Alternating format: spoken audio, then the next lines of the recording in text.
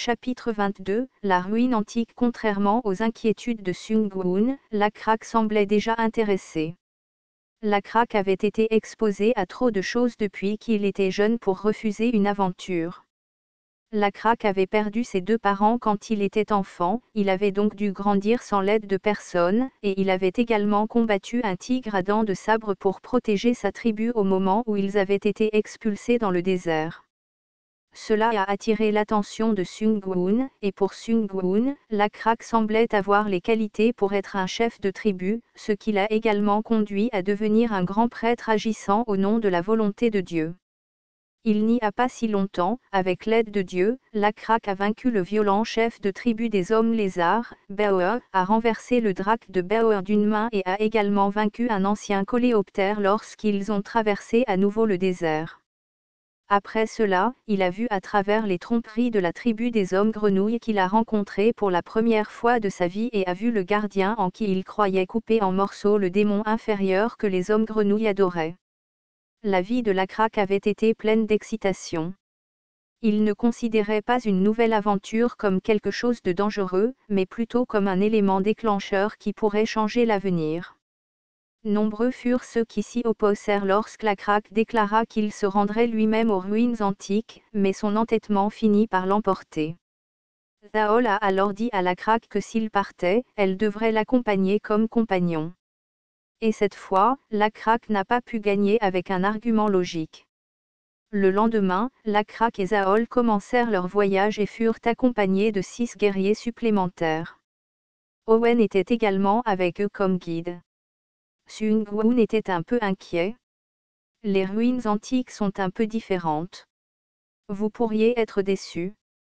Contrairement aux démons et aux abominations qui apparaissaient en fonction du niveau de divinité du joueur, les emplacements des ruines antiques étaient déjà définis au début du jeu, ce qui signifiait que les difficultés des défis étaient également prédéterminées. Par conséquent, à ce stade du jeu, il ne serait pas surprenant que Lakrak soit arrêté à l'entrée de la ruine antique sans même avoir la possibilité de tenter le défi car il ne répond pas aux exigences du défi, communément appelé invisible. Mur. Mais même dans ce cas, cela vaut toujours la peine de découvrir une ruine antique. Même si cela ne sert à rien pour le moment, Lakrak s'intéresse beaucoup à l'écriture, donc son clan ou leurs descendants pourraient le découvrir plus tard. Il y avait plusieurs sortes de choses qui pouvaient être obtenues simplement en pénétrant avec succès dans les ruines antiques. Premièrement, il y a la connaissance ancienne. La connaissance ancienne était également connue sous le nom de technologie ancienne. On l'appelait ancien, mais dans le jeu The Lost World, les choses anciennes étaient comparables aux choses des civilisations les plus modernes et avancées. Entrer dans ces types de ruines antiques pouvait apporter des connaissances et une technologie avancée qui avait dégénéré au fil du temps. Mais généralement, il n'est même pas possible de franchir l'entrée si le niveau de civilisation est trop bas. Quoi qu'il en soit, les portes d'une ruine antique ne s'ouvriraient jamais accidentellement et, dans de nombreux cas, nécessitaient diverses connaissances archéologiques sur la technologie de l'époque juste avant l'ère de la ruine antique. Sung Woo-un considérait en fait ces ruines antiques comme des donjons agricoles technologiques conçus pour la progression du jeu. Il n'est donc pas nécessaire que les connaissances anciennes soient en ruine à ce stade. Alors s'agirait-il de connaissances ou de compétences de rang. Tout comme l'élevage et l'agriculture, la possibilité d'acquérir des connaissances et des technologies indiquait que le niveau de civilisation était encore bas. Les connaissances et la technologie finiraient par se développer au fil du temps, il n'était donc pas nécessaire de découvrir une ruine antique, mais acquérir divers types de connaissances et de technologies ne faisait jamais de mal. Pour le moment, il semble que Rank Knowledge serait le meilleur à avoir. De cette façon, il serait également possible d'augmenter de manière adéquate l'XP de Lakrak, Zaol ou Owen. Obtenir quelque chose faisait du bien, mais ce qui était obtenu pouvait parfois être difficile à utiliser. Mystère. Parmi les ruines antiques, il y avait des cas où les ruines elles-mêmes possédaient des pouvoirs spéciaux. Ses pouvoirs spéciaux comprenaient la création automatique de ressources spéciales, la formation de colonies d'organismes particuliers, la conversion de certaines ressources en d'autres ressources, la malédiction ou la bénédiction des zones environnantes, ou l'application d'un effet de statut à une tribu ou à une espèce qui pense être propriétaire de la ruine. Les mystères eux-mêmes sont bons la plupart du temps. Le seul problème est que la plupart des mystères sont prédéterminés. Il sera difficile pour le clan de la Craque d'utiliser correctement un mystère car il pense déjà à l'élevage de bétail. La division du clan n'était pas un problème, mais leur situation géographique l'était. Les mystères n'étaient pas toujours bons, et Sun Guun avait déjà conduit le clan de la Craque dans la partie intérieure de la péninsule, loin des autres joueurs. Même si le mystère était du bon côté, il serait difficile de l'utiliser correctement. Lorsque les débutants obtiennent un mystère, ils essaient de modifier d'une manière ou d'une autre leur build pour en profiter, mais en réalité, les mystères jouent rarement un rôle significatif dans la victoire de la partie. Sun Guun a toujours cru aux statistiques du monde perdu. Et il y avait autre chose qu'il aurait aimé ne pas avoir, à part ces mystères. Je veux dire, tant que ce n'est pas une ruine démoniaque, tout devrait bien se passer, n'est-ce pas? De l'avis de Sun Guun, entrer dans la ruine ne serait pas trop mal tant qu'il ne s'agissait pas d'une ruine démoniaque. Les chances qu'il s'agisse d'une ruine unique sont faibles. Outre les connaissances anciennes, les connaissances de rang, les mystères, les ruines démoniaques et les ruines uniques, les joueurs obtenaient généralement d'autres objets classés comme reliques diverses. Il pourrait y avoir des tas de trésors insignifiants, comme la tablette d'or que la Craque avait déjà obtenue. Cela aurait été d'une grande valeur au Moyen Âge ou à l'époque moderne, mais on n'était pas encore à ce stade de développement. Eh bien, il serait utile d'avoir un objet magique comme relique ancienne. Ce serait avantageux dans les batailles futures. Sun Guun a décidé d'attendre et de voir ce qui se passerait, car il semblait que la curiosité et l'audace de la Craque ne mèneraient pas à un mauvais scénario. L'entrée de la ruine antique était simple. C'était un gros rocher en forme de disque, donc plusieurs personnes ayant suffisamment de force pouvaient simplement le repousser. Sun Guun pouvait voir que la ruine n'était pas une ruine unique ou un donjon qui donnerait des connaissances anciennes en raison de la facilité d'accès. Zaol ramassa un rocher carré et le plaça sous le rocher en forme de disque pour que l'entrée ne soit pas bloquée. Je pensais qu'il faudrait brûler du bois de chauffage en supposant que la grotte soit sombre, mais ce n'est pas le cas. Dit Zaol. Je vois ça. C'est de la mousse lumineuse. Demanda la Craque. À l'intérieur de la ruine antique se trouvait un espace vide incroyablement grand. Elle faisait environ des centaines de mètres de diamètre, et il y avait ici et là de la mousse lumineuse verte et rouge, ce qui permettait de voir la taille globale de la clairière. Au centre de l'espace vide se trouvaient des ponts en pierre en arc d'environ plusieurs dizaines de mètres de haut, et ils étaient placés en zigzag qui menaient vers le bas. Je pense qu'il faudra aller sur ce chemin où sont posées les pierres. Dit Zaol. Ce serait bien si nous pouvions sauter immédiatement. Répondit la Craque. Allez-vous prier Dieu? Non, je ne veux pas déranger Dieu avec quelque chose comme ça. Et en plus, je ne peux pas descendre seul. Zaol regarda l'expression de pure anticipation de la Craque. Elle allait demander, parce que ce ne serait pas amusant. Mais finalement, elle s'en est abstenue.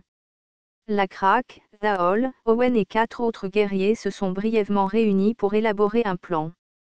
L'idée de tisser de longues lianes pour former des cordes était la plus raisonnable, mais compte tenu du temps que cela prendrait, ils ont décidé qu'il serait préférable de descendre par le pont. Ils passèrent encore quelques minutes à essayer de penser à autre chose, mais comme aucune grande idée ne leur vint, la Craque, qui pensait qu'il valait mieux mettre fin aux réunions rapidement, conclut la réunion et ils passèrent à la tâche suivante. Ils commencèrent à descendre les ponts avec leurs fortes jambes d'homme lézard. Cependant, des difficultés sont apparues peu de temps après leur arrivée sur les ponts. Qu'est-ce que c'est? Demanda la Craque. On dirait un rat. Un très gros. Owen, qui vivait dans la région depuis longtemps, a répondu. C'est un outrieux. Vous en avez peut-être mangé plusieurs fois auparavant. Ah, je me souviens. Je me demandais quel genre de rat serait si gros. Mais celui-ci a l'air bien plus gros que ceux que nous avons mangés. Un ragondin moyen mesurait environ 60 cm de long et pesait environ 10 kg, mais le nutria que la craque regardait semblait mesurer environ 1 mètre de long, ce qui signifiait qu'il pesait des dizaines de kilogrammes. De plus, quelque chose d'autre a attiré l'attention de la craque. Je comprends pourquoi je n'ai pas pensé à nutrieuse. Ils ne voyagent pas en groupe et ne chargent pas les gens en montrant leurs dents de devant comme ça. Alors peut-être que ce ne sont pas des nutrieuses. Nous les appellerons simplement des monstres rats. C'était un nom simple mais approprié. De l'avis de la craque, les animaux normaux ne deviendraient pas hostiles envers les humains sans raison. En fait, ils s'enfuyaient généralement, mais les monstres, en revanche, couraient vers les gens comme s'ils avaient un but. Ce sont peut-être eux qui protègent cet endroit, ou peut-être que ce ne sont que des rats. Tout le monde, préparez vos armes. La bataille commença, mais elle prit rapidement fin. Il y avait une vingtaine de monstres rats, ce qui était beaucoup, mais la craque et ses guerriers étaient des vétérans. Alors que le pont était assez étroit pour que les 7 hommes lézards puissent s'y tenir en même temps, les monstres rats qui les chargeaient finirent par être embrochés par les lances des guerriers. La craque a sorti le corps d'un monstre rat mort et a dit : on devrait pouvoir les manger, non ? À ces mots, Daol poussa le monstre rat mort. Il ne semble pas y avoir de raison pour laquelle nous ne pouvons pas le faire, mais pourquoi divisez-vous toujours les choses en comestibles ou non comestibles ? Eh bien, c'est la chose la plus importante, n'est-ce pas ? Vous n'avez pas tort, mais vous pourriez voir les choses différemment. Comment ça ? Serions-nous capables de les élever comme les buffles d'eau, ou pas ? Intéressant. Eh bien, commençons par retirer les organes et continuons. Alors qu'il prélevait rapidement les organes, Owen demanda : que veux-tu dire par les élever ? Ça veut dire... La craque était sur le point de répondre quand il réalisa qu'il ne savait pas lui-même ce que cela signifiait. Les buffles d'eau étaient élevés pour se nourrir, mais ce n'était pas le cas du drac manin. Il n'allait pas manger manin. Alors, est-ce la même chose que les esclaves ? Cependant, les esclaves n'étaient pas satisfaits de leur statut, tandis que les choses qu'il élevait semblaient quelque peu satisfaites. Les esclaves recevaient également des réactions négatives s'ils faisaient ce qu'ils souhaitaient, ils devaient donc supprimer ces sentiments, mais cela ne semblait pas s'appliquer aux choses soulevées. Je ne suis pas sûr. La craque regarda Zaol, s'attendant à ce qu'elle réponde à sa place, mais Zaol semblait également troublé par la question. Zaol renonça bientôt également à donner une réponse appropriée. Cela ne fait pas longtemps que nous avons soulevé quelque chose, donc nous n'en savons pas grand-chose. Nous élevons actuellement des buffles d'eau et des manins. Nous obtenons de la viande des buffles et de la force de manins, et en échange, nous trouvons des plantes pour les buffles et donnons de la nourriture à manins. Nous souhaitons que ces relations durent longtemps. C'est la seule réponse que je puisse vous donner sur ce que signifie soulever quelque chose. Owen pensa que c'était une réponse suffisante et dit : ensuite, je pense qu'il serait possible d'élever du poisson. Poisson ? Les poissons ne vont-ils pas et viennent-ils ?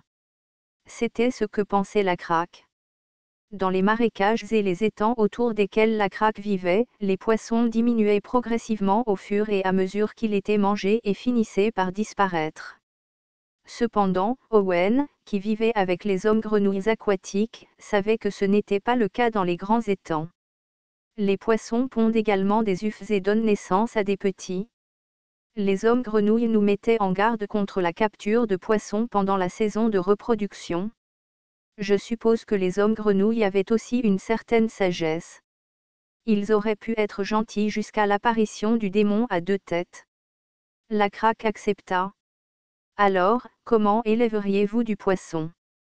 Il existe des poissons qui grandissent, qui sont plus faciles à attraper et à manger, mais ils sont également facilement mangés par d'autres poissons lorsqu'ils sont jeunes. Ne serait-il pas possible d'empiler des pierres ou du bois pour faire une digue afin d'éviter que les plus jeunes poissons ne soient mangés ? tu veux dire bloquer l'eau? La Craque pensait qu'il serait difficile de faire une telle chose dans un lac immense et profond, mais il ne l'a pas dit à voix haute car il considérait que c'était une idée unique et bonne, même si elle était difficile en réalité. Et je pense diviser le clan en deux, donc ce sera cruel envers ceux qui doivent partir et aussi envers ceux qui doivent rester pendant l'hiver. La Craque hocha alors la tête et dit: ce serait bien de trouver un moyen de le faire. Puis tout d'un coup, l'un des guerriers manipulant un monstre rat a crié: Aak! La Craque se retourna rapidement et demanda: qu'est-ce qui ne va pas? Le guerrier lui tenait la main de douleur, un de ses doigts sentait légèrement le brûler. Le monstre rat est toujours vivant. Il ne semble pas que vous ayez été mordu. Tout ce que j'ai fait, c'est toucher celui-ci vivant, et j'ai ressenti de la douleur. Un autre guerrier leva alors sa lance pour tuer ce monstre rat, qui regardait les hommes lézards bien qu'il ait été transpercé. Attendez! La Craque arrêta le guerrier et tendit la main vers le monstre rat. C'est dangereux. Ne t'inquiète pas.